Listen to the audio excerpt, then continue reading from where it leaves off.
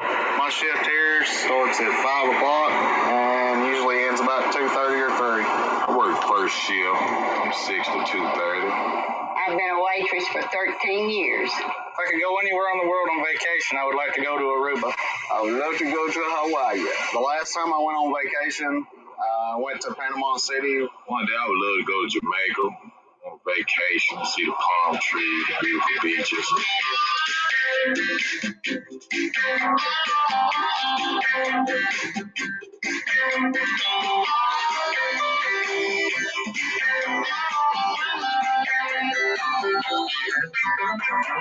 Shift work, hard work, tired body, a blue collar shirt and a baseball cap. Union made. He's hot, sweat drops, round the clock. Door never locks and the noise never stops. Not all day. Work 7 to 3, 3 to 11, 11 to 7. Live from our home office studios here in Southwest Florida, it's Southwest Florida Live. Tough work. All the busy convenience store clerk to teach that hurt. Going insane. She's mad that some lad drove off and didn't pay for his gas, and he won't be the last. Round the clock pay. Working 7 to 3, 3 to 11, 11 to 7. Talking about a bunch of shit. Work. Big old pile of shit. To work.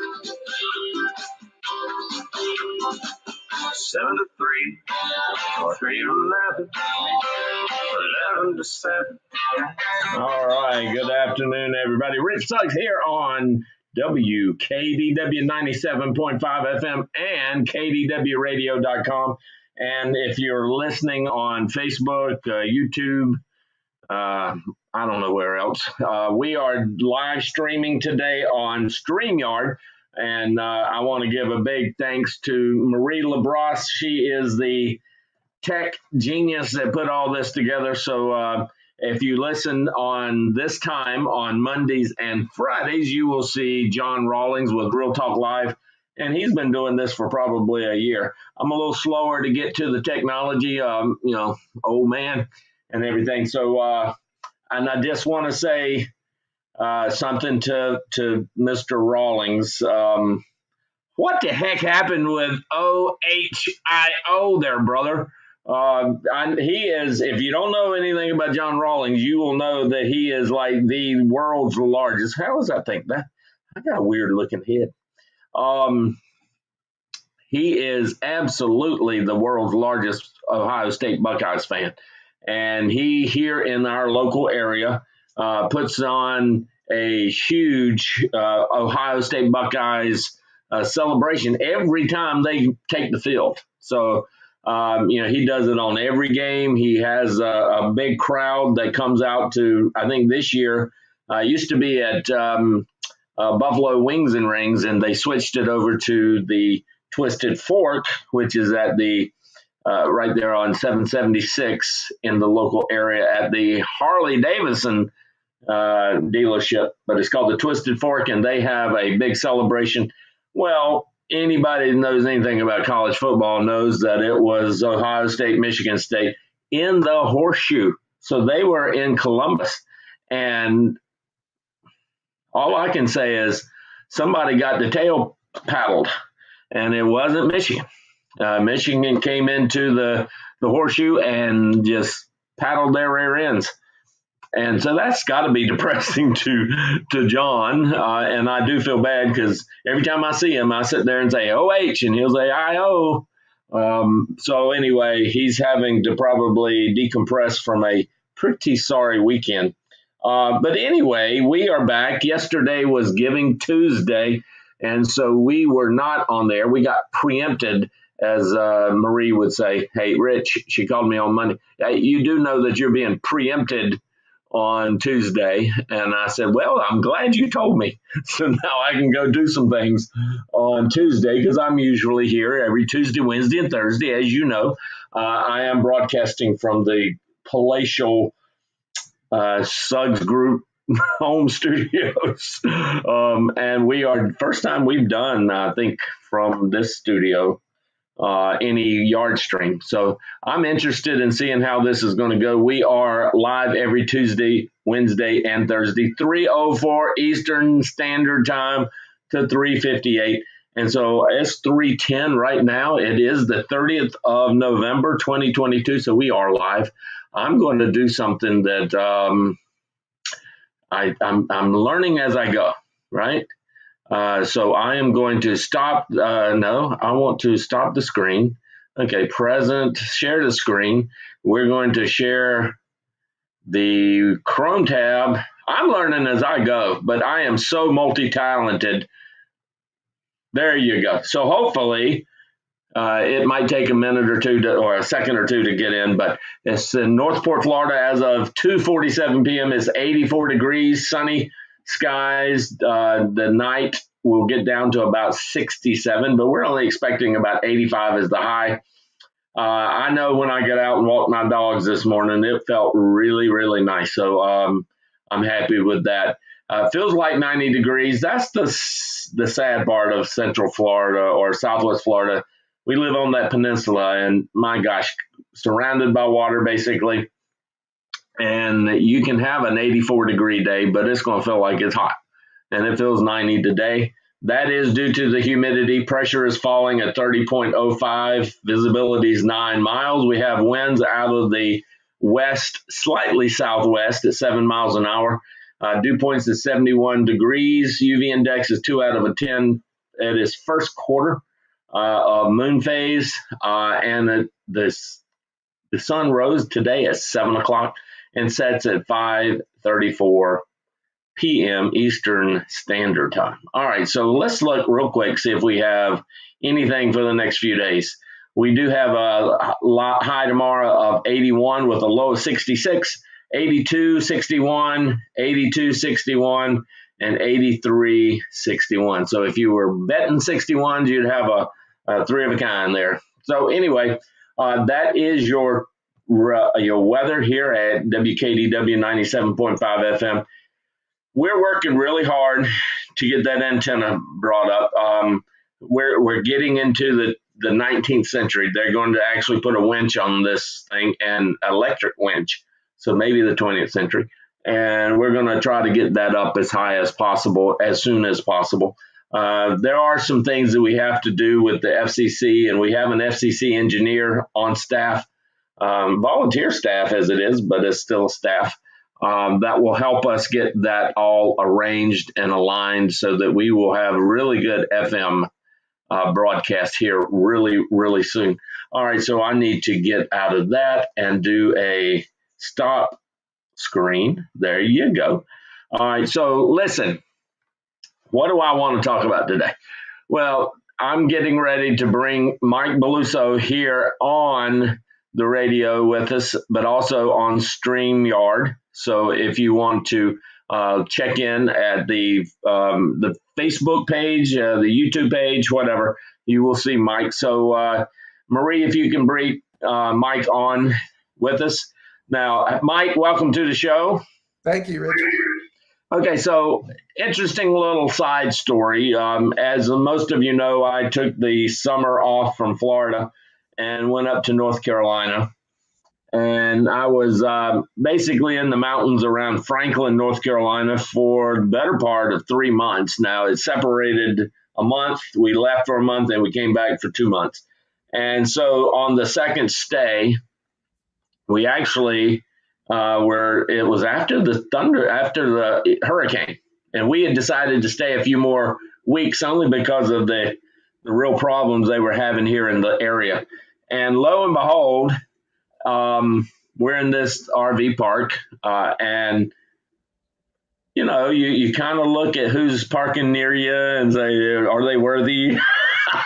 So, anyway, I had talked to the owner and he said, well, you might need to move your car because I had mine parked in another spot. And he said, because I have somebody coming in tonight. And so they didn't come in early. I don't know what time y'all finally got in. But anyway, so Mike and his significant other, Sistiana, they did a wholly different trip than we did. Now, Mike is from and resides with Sistiana in San Diego. San Diego. See, I don't even pay attention to communist countries. Well put. So, the communist country of California. Yeah. We are here in the free state of Florida. I will just let you know. So Mike is coming to us from San Diego. And in our conversation with Mike, it's funny. He had his RV there, and he had just gotten this RV. But he had been touring, I guess, for 2 or 3 months? You had been out on the road? Yeah, that was about the second time with you. Yeah. And so I come to find out they were doing the not stay long at any one location. And when they did park the RV, they basically brought their motorcycle out and toured the area with their motorcycle. So we started talking. I just really loved his coach, and he did too because he had just picked it up. Right. And I said, well, what do you do? He said, well, I'm retired from the U.S. Treasury. I said, oh, so a G-man. and he had this question. Now, most people know that I'm in the tax business. So I'm on the private side, not the public side. And so he said, well, I'm trying to figure out how I can not pay so much taxes on my house in San Diego. I said, oh, well, I've got a perfect example. You can do a 1031 exchange. It wasn't about 5 minutes later that he let me know that the Treasury Department he worked for was the IRS. So I felt about that big. I said, oh, yeah, really? And so Mike, one of the reasons I really want him to come on is to kind of educate us about, I think there's a fear that the 80,000 IRS agents or whatever they're talking about hiring are all going to be gun-toting, IRS auditors. Well, Mike's title when he was with the IRS was Use of Force Coordinator. Which meant he was one of about 1,800 to 2,500, it fluctuates, people in the IRS that actually carry guns. So, Mike, I'll shut up and let you start talking. So, talk to us a little bit about what you did with the IRS. Okay. So, just quick background. I joined the IRS in 1991, the criminal division, IRS Criminal Investigations. Back then it was called CID, Criminal Investigation Department. Went through training down in Glencoe, which is down in South Georgia, just over the border from North Florida there. And worked for the Treasury IRS for 25 and a half years. Part of my career, I worked OCDF, Organized Crime Drug Enforcement Task Force. About 8 years, I was the use of force coordinator, where I did all the training for about 65 agents in hand-to-hand defense, firearms, building entry, anything having to do with use of force. And then the last 5 years or so, I spent in management as a supervisor, and then about 9 months as an acting assistant special agent in charge. And then retired for 2.5 years, then went back as a contract employee with Naval Criminal Investigative Service as a special agent for 3 years. So that being said, I retired from Internal Revenue Service Criminal Investigation in December of 2016. So anything I say, you have to take with the knowledge that it's now 6-year dated information for the most Well, part. and I know that it's bad information. You know, you and I were talking a little bit earlier today.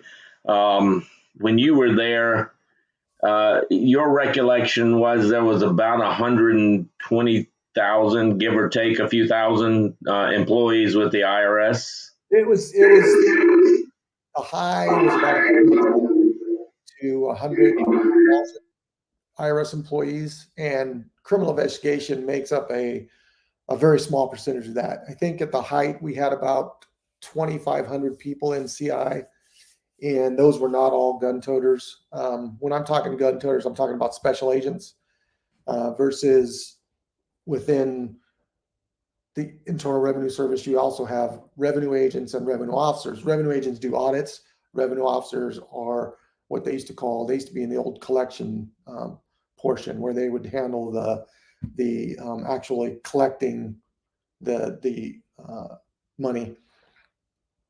Criminal investigations, we did criminal investigations to effectively put people in jail. Now, we did several different types of investigations. Mostly we did either a tax investigation, which is a Title 26 investigation, or we worked hand in hand with many other agencies, and a lot of times we focused on the money laundering aspect of those investigations. Well, and so to kind of put a comparison, we did, you asked the question, and I literally went online when we were talking, and I want to say there's what did I say, about 93,000 people. So, the amount of people living in our country, the amount of tax returns that are processed, the amount of criminal investigations, the amount of audits have all, well, I don't know about the number of audits. We actually found out that that's kind of gone down, but the number of people filing returns has increased, but yet they have roughly 25 or 30 fewer people to do that. And I was telling you that, I know part of the Inflation Reduction Act, I guess, was to add about 80,000 IRS employees. Now, what you have to understand is, collections could be working on the side of people that normally pay their bills all the time, right? I mean, it's processing and it's making sure the payments are done or put on the correct account and everything. There are people that are needed for that. Right. Part of the number is for customer service. And Mike and I were talking earlier with a lot of my clientele to be able to communicate with the IRS. Since May of this year, I've been able to get with them twice. Since May. I try to call usually about once a week, twice a week, sometimes more, sometimes less. The typical answer that I will get, not from a human, but just from a recording, says, due to the extreme call volume, we are unable to take your call. Please call back later or in the next business day. I've done it so many times, I know what the saying says. And it's frustrating for me who, listen, I'm not a big proponent of people being taxed, but if you're going to force me to work under their rules and their regulations, you need to have people there that can take care of it. Now, Mike is not privy to any of the stuff that is happening now, but you did not think that out of 80,000 people, most of those are going to be gun-toting No, not even close. Investigators. No, if you look historically, between 1% to maybe 2% of the IRS were people that, like me, special agents that actually were sworn law enforcement officers who carried firearms. That's not going to change in any stretch of the imagination. They just don't have the ability to fund that many special agents and put through training. I mean, we went through about 6 months of training when I was hired to go through all of the different programs and criminal investigation training before you're put out into the field to actually do the job. There's just not an ability to do that. And I know there's a lot of hyperbole out there by a lot of elected officials. They're talking about the 87,000, and they're talking about 87,000 gun toters, right? That's just not going to happen.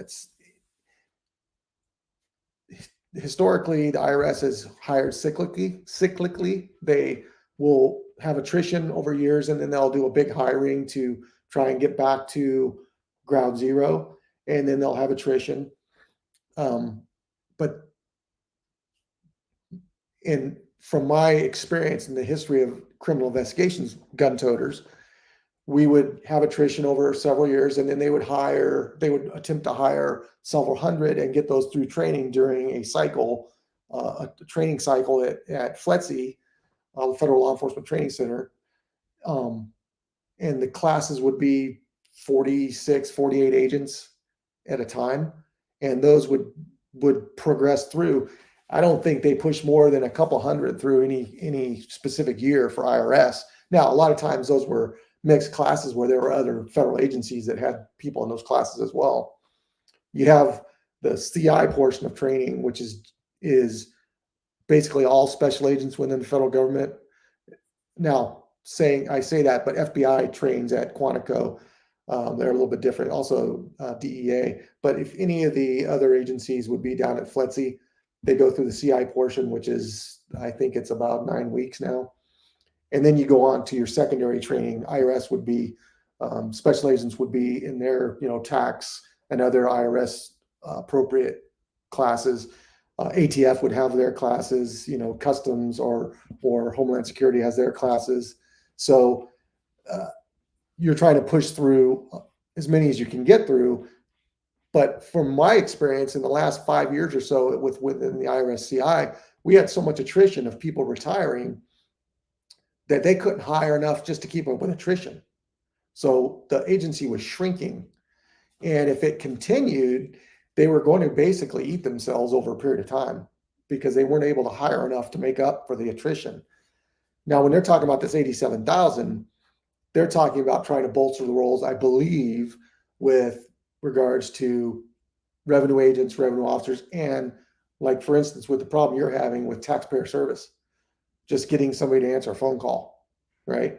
Exactly. Now, you'll hear people that will, and I probably said it once or twice on my show, the fact that, reports have come out, and they might not be totally true, of the amount of guns and ammunition that the IRS has expended part of their budget on in the last couple of years. I mean, what is a typical? You have to train. Like you said, you have wearing out of guns, just like you have wearing out of people. You can't keep a 1911 alive forever. You're going to retire that piece and put it to bed. Do you know of, or do you see any kind of, I don't know, setting up of a situation where you're weaponizing everybody in the government? Absolutely. So just from my history, when I came on with CI in 1991, they were just transitioning into semi-automatics from revolvers. They were going from Chief Special basically to the Sig Sauer P228 9mm. 2002, 2003, about 10 years later, we transitioned to Glocks, the Glock 9. In that period of time, and also the Glock 40, but in that period of time, so you looked at about a 10-year span where they had one weapon system and then they transitioned to the next. So those weapons have a lifespan. They're just as simple as that. Now, for about 8 years, I handled all the training in my field office, and we would qualify, go train 4 times on the range 4 times a year, every quarter. So part of that was qualification to make sure that the person was qualified to carry that weapon safely. Now, punching holes in paper, if you're a law enforcement officer, is one of the least important things you can do when you're training with a firearm. There's a lot of other things that you get into with training firearms, you know, situational awareness, surviving, you know, protecting, that kind of thing. It all has to do with safe handling of the weapon, not just qualifying on a paper target. So we did a lot of role playing. We used simunition weapons, paintball. I don't know if you know what simunition is. We also used airsoft, which was small 6mm plastic BBs. You use those because it's less costly. Now, when we talk about buying ammunition, there's always economies of scale when you purchase things like that. We would buy as many rounds as we could afford at any one time due to our whatever our budget constraints were, so that we could have a reserve of ammunition to use as we went forward. Now, I know there's a lot of concern over the IRS buying ammunition. Well, if the criminal investigation is going to carry firearms, they have to have ammunition to make those firearms go, right? You got to put gas in the tank, right? So, or make you pay for it. Right? I mean, that is part and parcel. Now, let's flip the other side of that card. Does anybody have any problem with FBI buying ammunition? Well, FBI carries firearms. They have to have ammunition, so they have to buy it, correct? I was a special agent, an 1811 series criminal investigator. It's the same series that an FBI agent is, right? All special agents are 1811s within different agencies. So we all carry firearms. We all have to train. Each agency has its own training schedule and training mantra, whatever that be. But we all have to do the same kind of thing. Well, let me ask you this. And you did 23 years with the Treasury? 25 and a half. 25 and a half.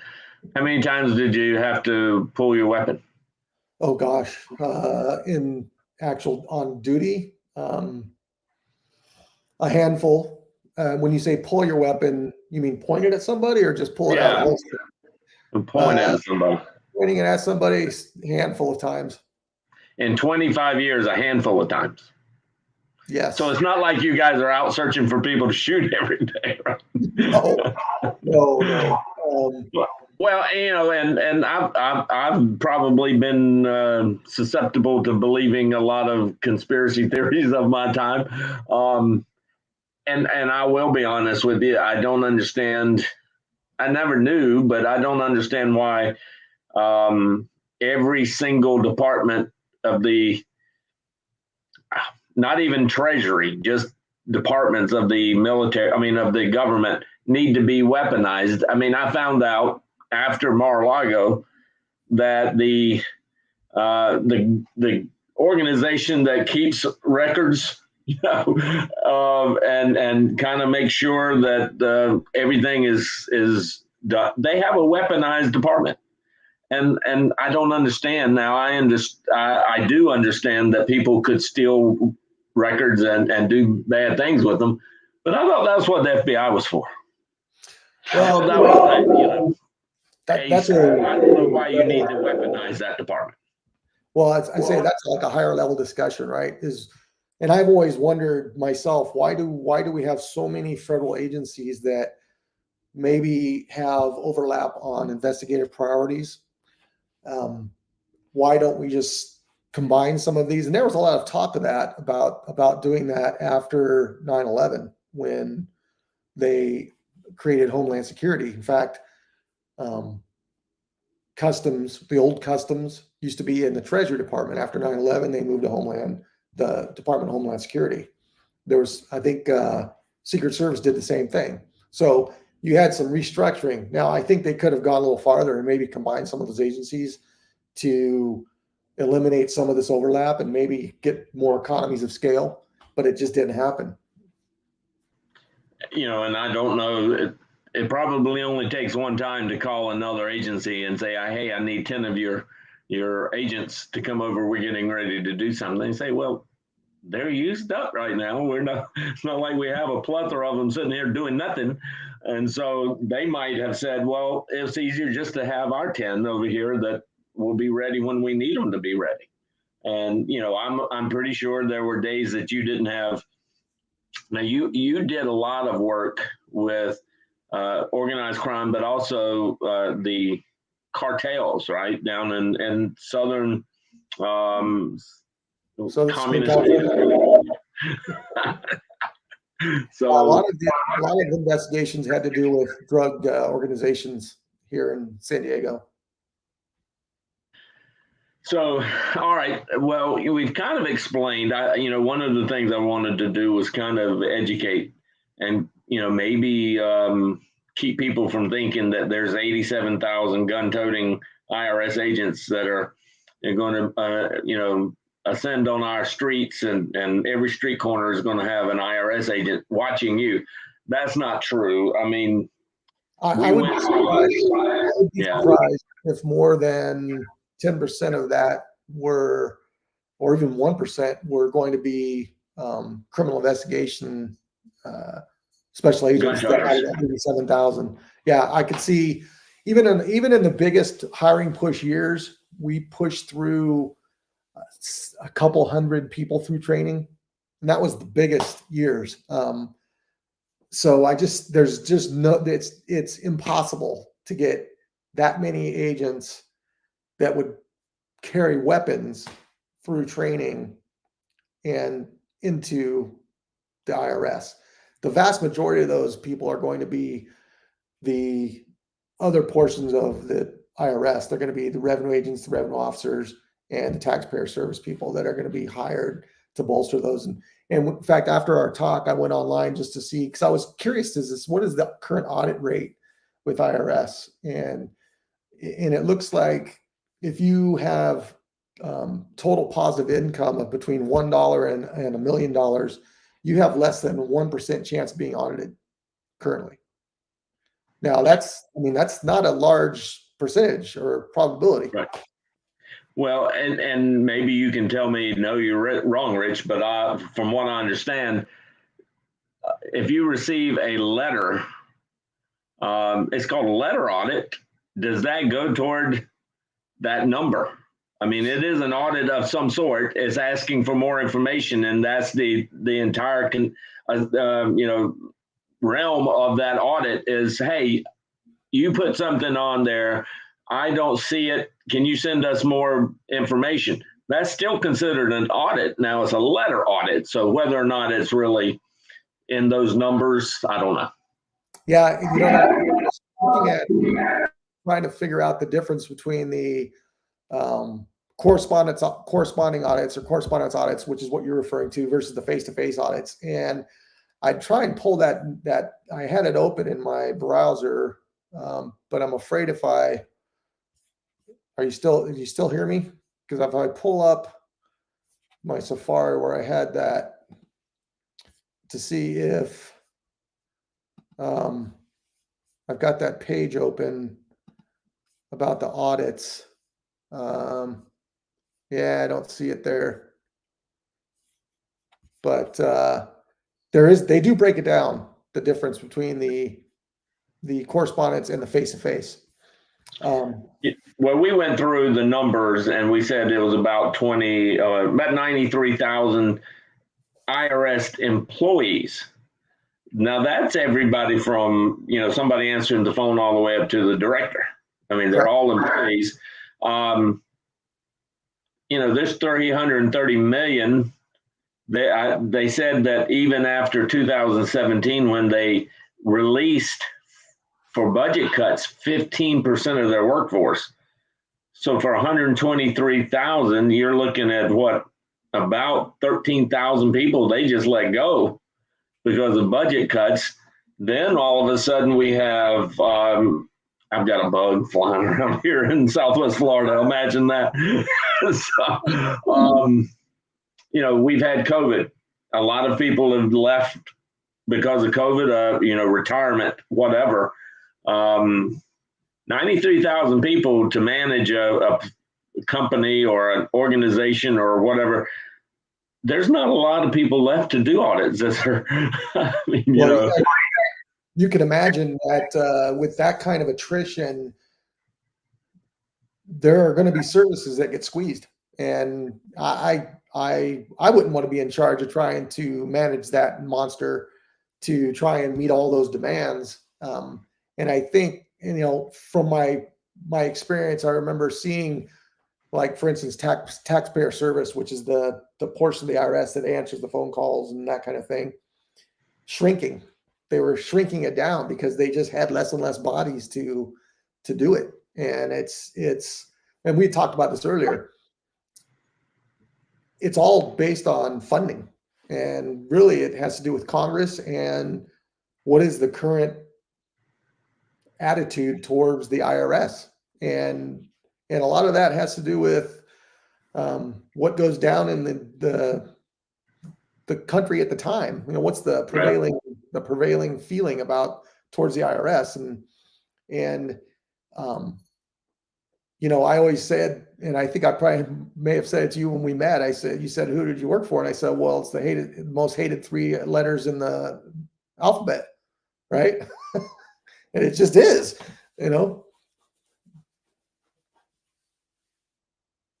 Oh, you're muted. What is Joe Biden's middle name? I don't know. That's the 3 most hated initials. Brandon? Is it Brandon? Joe Brandon Biden? Oh, JBB?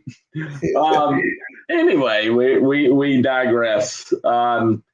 It's amazing because you were, I still don't know how you stay in California. I mean, God bless you for somebody being there that's got a lack of sense. And I'm just going to ask you straight out, because I do live in the free state of Florida. Florida. That's right. So, what makes people vote for such craziness? I mean, and in such numbers, and they've got the highest tax rate for state in the country.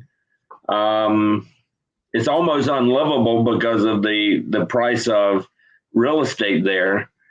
You've got a relative pipeline of people from South and Central America and, Mexico coming into the country, using up all the resources. And people said, oh, great, let's just keep voting for that. Why? I mean, there's got to be, are y'all poisoning the water? Yeah, that's a good question. And as you can imagine, it's a complex problem. Governor was recalled 3 times. As a conservative-minded Californian, I wonder, what is it that drives these people to vote the way they do? And I wish if I had the answer, just make me king, I'd fix the problem, right? I think part of it is, what are we educating our children? How are we educating them? I mean, we're not bringing up critical thinkers. I think we're just pushing rote education at them. Spit back what I tell you. We can get into that. That's a long-term discussion. So you've got the young people coming in that are voting now. The other problem to that, I think, is that these social programs, you start giving stuff away, and if you're on the receiving end of that, you want it to continue. So you don't want to vote that out. That's oversimplification, but I think that those couple things start wrapping into the attitudes. You get people thinking emotionally instead of critically and using logic. And you can't. I don't know where it stops.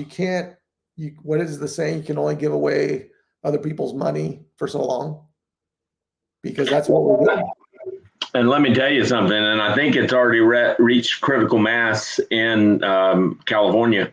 I mean, once we're right at the precipice now, about 45% of Americans pay no income tax. 45% of all tax filing Americans, that means you file a tax return, pay no federal income tax. 22% not only pay no federal income tax, they get reimbursed for all level of taxes that they pay. So that includes gas tax, that includes sales tax, that includes any kind of other tax that is state tax if you live in a state. That is what the earned income credit, the child tax credit is intended to do. You do not owe taxes. Right. Once it gets above 50%, there is no turning back because nobody's going to vote for more taxes. Right. Right. That's the death knell. I mean, I have quite a few clients that are as liberal as the day is long, but they don't want to pay taxes. As long as the rich pay their fair share, that's their thing. Well, I just don't want to pay taxes, but I think the rich should pay more. So it's not a fact of all liberals want to pay all the tax. No, they just don't want to pay tax for themselves. And they agree with me on that. I don't want to pay tax either. I understand the tax is necessary, and I do pay my fair share, but I'm just saying nobody wants to pay tax. No, I mean, I think a lot of it is they see how they're spending it crazily. well, I agree. Let's talk about saying you pay your fair share. Let's define fair share. What is a fair share? Well, I think that's an objective viewpoint. I know the President Biden has come out and say everybody needs to pay their fair share. Well, how much of my income is your fair share? Right. Oh, well, and that is it. You can ask people, and the really difficult thing is educating people. I mean, there's very few people that probably listen to this radio show or anything else that understands 45% of the people that work and file a tax return pay no federal income tax. 45%. And it's actually creeps up and down a little bit every year. Once it trips over to the 50, you ain't going to get coming back. And like you just said, the part that befuddles me sometimes is they'll say back, but they filed a return. Yeah, but that's not the same as paying taxes. They don't. Majority of people I talk to in my history, experiences, they don't understand that how taxes really work. I mean, you're in the tax business. You know how it works. I work for the IRS. I know how it works. People who, just because they file a tax return doesn't mean they're paying taxes. Like no, in fact, the IRS will tell you in their explanation of who needs to file a tax return. One, if your income is above your standard deduction. Mm-hmm. Or if you want to, now there are certain other reasons, but I'm saying the big two, if you want a refund back. Right. So a lot of times because of the tax credits you would have, you're not going to owe taxes and you're going to get a refund. A lot of our tax credits used to be non-refundable types of credits. Right. So it only go you down to zero. Well, now it goes below zero. And so you're going to get a refund. Yeah. Yeah.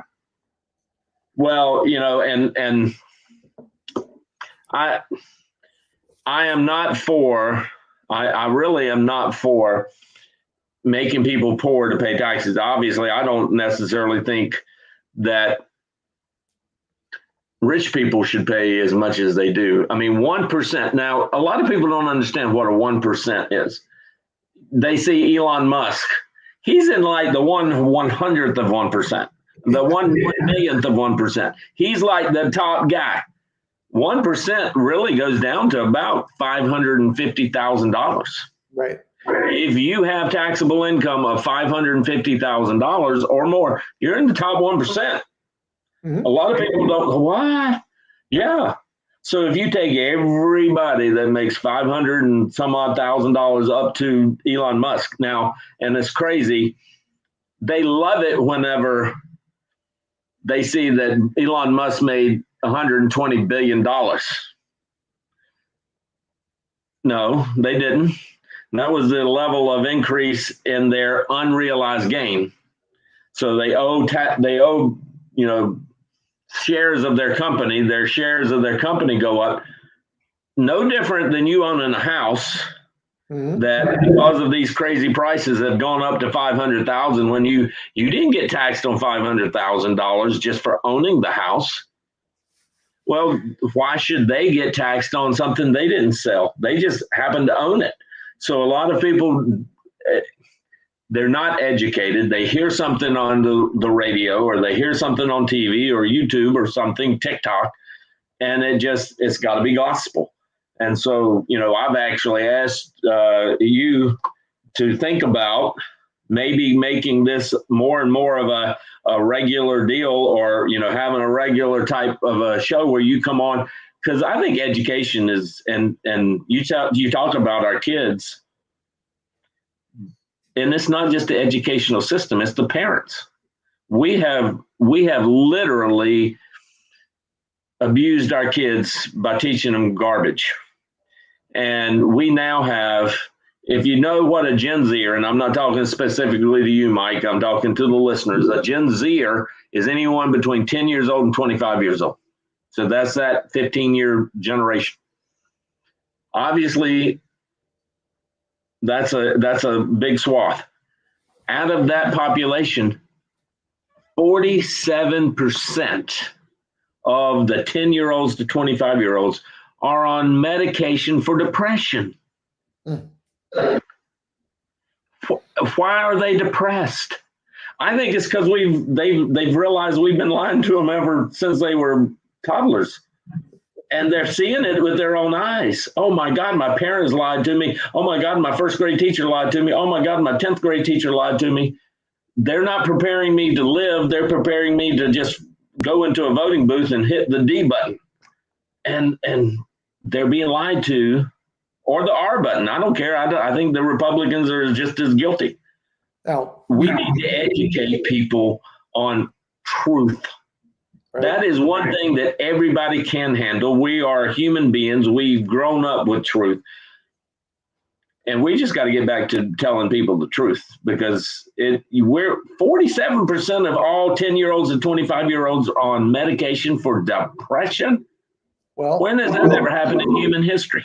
Right. And I think we can go on a tangent here, but speaking with regards to why are so many young people on medication for depression, there's several things, but part of it is our education system. But the other, I think, is what are we feeding them? Our food supply is today is actual food completely different than the food supply that you and I grew up on. It is radically different.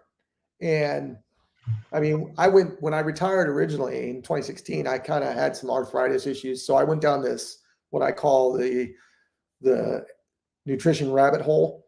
And I did a lot of research on food and trying to find out why was I experiencing these problems? What can I do about it?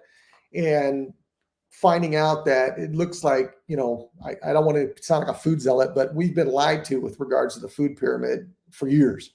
And you talk about big pharma, big ag, these things, healthy, happy individuals aren't good customers.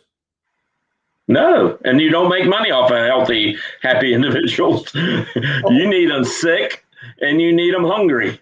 Yes. And what do? You feed things that make them think they're full or satiate themselves for a short time. But they'll be, you've heard, you and I both grew up with, don't go eat Chinese, you'll be hungry again in an hour. Now, I don't necessarily think that's absolute truth. And we can, if you want to do just a food-based talk, I'd love to come on and talk to you about nutrition. And just the fact is there's an element of truth to that, saying don't eat Chinese because you're going to be hungry in an hour. Well, there's a reason for that. It's highly carb-based, and there's not a lot of nutrients in that. Your body's craving micronutrients, not just macronutrients. Macronutrients are carbohydrates, proteins, and fats. Micronutrients are all the other vitamins and minerals that your body needs that it's not getting from the food you're giving it. So you're constantly in a state of hunger. when I was growing up, I actually grew up in a town called Rocky Mount, North Carolina. And I don't know if many people believe this or know it, but there was only one chain of fast food in our whole town, and it was Hardee's. And the reason was because that was where it was founded. So they blocked, McDonald's, they blocked Wendy's, they blocked everybody else out, right? And this is my 2-minute warning. Okay. So and I worked at Hardee's, right? But you didn't eat it every day. I didn't eat it even when working there. And, you might go once a week, once a month, and it was a special thing to go to a fast food restaurant. But you ate at home of meals that were prepared at home with not a lot of preservative kind of stuff. But now, it's, pizza one night, you got tacos one night, and none of that is actually feeding your body. Right. There was who was the gentleman that did the show where he only ate McDonald's for like 30 days? And I can't remember his name, but he had health issues. He really did. And because you would never think of people eating fast food for that, but they do it. So listen, I've got to get off here in a few minutes, but Mike Beluso, he is actually a former Treasury special agent with the IRS. He was, I hope you learned a little bit of something about the IRS. I'm not holding their water and I'm not carrying their water. But listen, they all require you to do it. If I'm not able to help you out by contacting them when you're needed, that's why we need some of these 87,000. I think he basically allowed you to understand that not all of them or very many of them would actually be gun-toting IRS agents. And, he proudly is a conservative, but served in the IRS. And that's not a dichotomy that you can't have. So I would definitely like to get you back in more and talk because, I think you're the rarest of breeds, a conservative in Southern California. So, It's a small enclave. Well, yeah, it used to be thought of as Orange County and San Diego were the Republican areas, but it's almost not that way either now, is it? So it's changed radically. Yeah. Yeah. But so, Rich, I really appreciate you having me on, and I'd love to join you again sometime if we can do it. Okay. Well, we'll definitely be talking off air. So I do want to thank him for coming in. It is about 1 o'clock there, 1:57. Or 12:57. Yeah. All right. So thanks everybody for listening here on WKDW 97.5 FM, KDWradio.com, and through StreamYard, through different platforms. I want to say thank you to Marie LaBrosse for working in the background. If you notice my mute button was coming on, she was muting me because we're having feedback issues. We'll get those taken care of. But Mike, thank you so much. Tell Sistiana I heard her laughing in the background. So. Rich, we'll talk to you soon. Appreciate it. All right. I do appreciate it. Okay. All right. So I'm sorry. I said bye, Rich. Okay, bye, Sistiana. I will be back tomorrow. It'll be Thursday. It'll be the last day of my broadcast week because of yesterday. But we'll be talking again how we can defeat wokeism and tell truth. I don't think people can stand the amount of false information that is flowing around this country right now. So we're going to try our best to do that. For WKDW 97.5 FM and KDWradio.com, all I have to say is, see ya!